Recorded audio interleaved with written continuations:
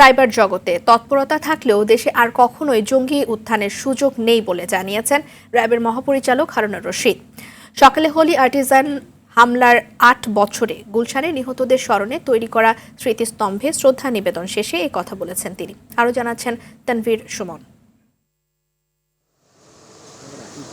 ইতিহাসের নজিরবিহীন জঙ্গি হামলায় ৮ বছর আগে হোলি আর্টিজনে নৃশংসভাবে হত্যা করা হয় ১৭ বিদেশি সহ ২২ জনকে। নিহতদের স্মরণে শ্রদ্ধা জানাতে বেলা ১২টায় গুলশানের ৭৯ নম্বর রোডের সেই বাড়িতে আসেন কূটনৈতিকরা। ফুল দিয়ে স্মরণ করেন নিহতদের। সেদিনের সেই পৈশাচিক ঘটনায় পেশাগত দায়িত্ব পালন করতে গিয়ে নিহত হন ২ পুলিশ সদস্য।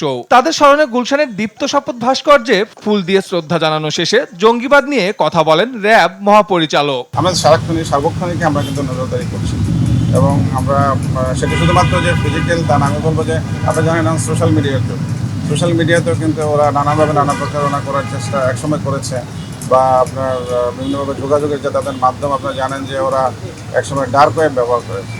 আপনারা জানেন যে সেই বিষয়গুলো কিন্তু আমরা নজরদারি। তবে মাথাচাড়া দেওয়ার আর কোনো সুযোগ পাবে না তারা। এ সময় অনলাইনে উগ্রবাদী প্রচারের চ্যালেঞ্জ মোকাবেলায় পুলিশের সক্ষমতা থাকার কথা বলেন ডিএমপি কমিশনার। যে কোনো ধরনের চ্যালেঞ্জ মোকাবেলার শক্তি বাংলাদেশ পুলিশের রয়েছে এবং আমাদের যে সিটিটিসি এবং অন্যান্য সংগঠনগুলো সেগুলো রয়েছে এবং তাদের তৎপরতা অব্যাহত আছে।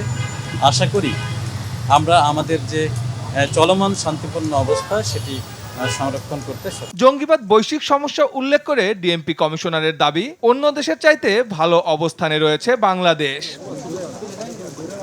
সুমন, তানভীর, RTV, ঢাকা।